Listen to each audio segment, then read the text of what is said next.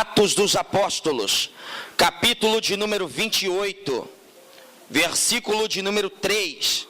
Muito fácil de encontrar, você acha o Novo Testamento, aí você vai Mateus, Marcos, Lucas, João e Atos. Atos 28, versículo de número 3. Quem encontrou, diga encontrei. Nem todo mundo encontrou, eu te espero. Nós temos até o arrebatamento da igreja, irmão. Hoje você não tem hora para ir embora, amém? Aleluia. Estou brincando. Aleluia. Atos 28, verso de número 3, está escrito assim: E havendo Paulo ajuntado uma quantidade de gravetos, e pondo-as no fogo, uma víbora fugindo do calor, lhe prendeu a sua mão. E os bárbaros, vendo-lhe a víbora pendurada na mão, diziam uns aos outros: certamente este homem é homicida, visto como, escapando do mar, a justiça não o deixa viver. Mas sacudindo ele a víbora no fogo, não padeceu mal nenhum, e eles esperavam que viesse a inchar ou a cair morto de repente. Mas tendo esperado já muito tempo e vendo que nenhum incômodo lhe sobrevinha, mudando de parecer, diziam que era um Deus. Amém? Aleluia. Louvado seja o nome do Senhor Jesus. A palavra do Senhor aqui no livro histórico dos Atos dos Apóstolos reporta-nos a um tempo onde a igreja primitiva começou a se expandir. Quando olhamos para a Bíblia Sagrada, nós vemos alguns personagens bíblicos que fizeram a diferença. Nós vemos um Abraão, pai da fé. Nós vemos um Davi, um adorador que adorava em espírito e também em verdade.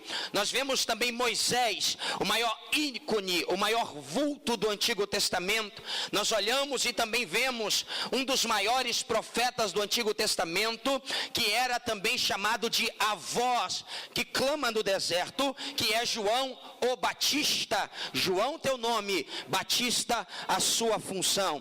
Quando olhamos para a vida de João, quando olhamos para a vida destes homens do Antigo Testamento, eles deixam marcas em toda a Bíblia Sagrada, que nós temos que seguir como exemplo. Nós temos que seguir a fé de Abraão, a paciência de Jó, adorarmos como Davi, buscarmos em Deus sabedoria, assim como Salomão buscou sabedoria. Mas em um Novo Testamento, nós vemos um personagem bíblico que faz a diferença. O nome dele é Paulo. Ele tem o seu nome romano Paulo e tem o seu nome judeu Saulo, da cidade de Tarsos. Este Paulo é chamado por Deus de perseguidor, passa a ser perseguido, de um homem que lutava contra Deus, agora caminha a favor de Deus, e o reino de Deus foi ganhando espaço tanto físico, espiritual e geográfico, graças a Deus na vida de Paulo. E assim também vai acontecer aqui neste lugar. Deus é Deus na sua vida.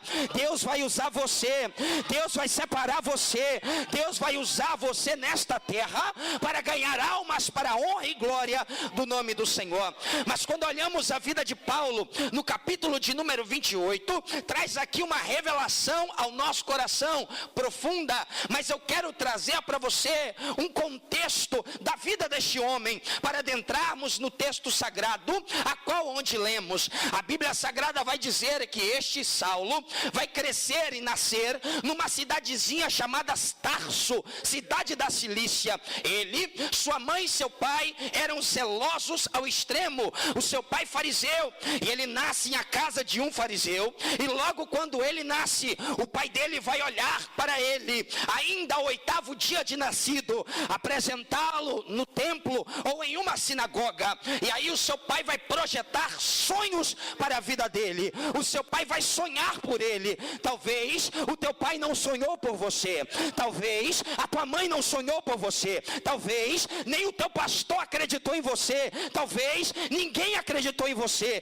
talvez nem você acredita em você. Mas eu quero te dizer, há um Deus no céu que ele acredita em você, há um Deus no céu que ele escolheu a tua vida. A Bíblia Bíblia vai dizer o seguinte, que este Saulo vai crescer e até os 7 anos de idade vai ser instruído pelo teu pai e pela tua mãe. O teu pai vai ter uma função, como diz no livro de Deuteronômio, ele vai ensinar Saulo a memorizar versículos da palavra, vai atar no seu braço, atar na sua testa, atar nos umbrais da porta. Quando Saulo, ainda pequeno, saía, entrava, ele era forçado a decorar salmos, era forçado a decorar hinos, era forçado a decorar pedaços da lei, mandamentos, preceitos, para que o nome do Senhor fosse glorificado. Mas a mãe de Saulo, ela tinha uma função diferente, ela era uma contadora de histórias. Ela sentava do lado do teu filho e contava todos os dias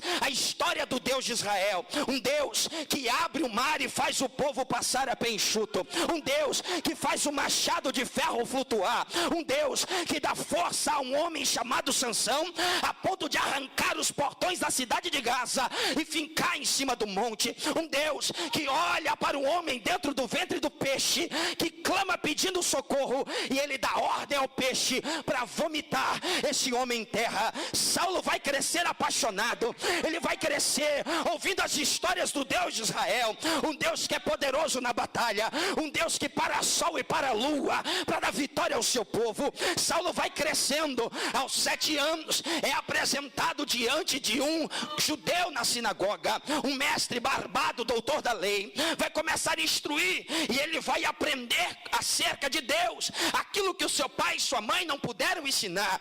Ele vai entrar na sua primeira escola, dos 7 aos 13 anos, a cidade de Tarso era o seu lar, dos 7 aos 13 anos, Paulo morou ali, dos 7 aos 13 anos, ele vai aos 13 anos de idade, completar a maioridade para ler na sinagoga o livro da lei, o Bar Mitzvah, o filho do mandamento. Aos 13 anos de idade, este mesmo Saulo vai crescer naquele povoado conhecido, conheciam o seu pai, conheciam a sua mãe, porque todo fariseu tinha intimidade com outro fariseu, e ali ele vai crescer naquele ambiente, e naquele ambiente vai ser instruído, naquele ambiente vai ser ensinado. Mas agora, depois que tomou a maioridade de 13 anos de idade, ele já não tem mais o que aprender em Tarso. Aí o seu pai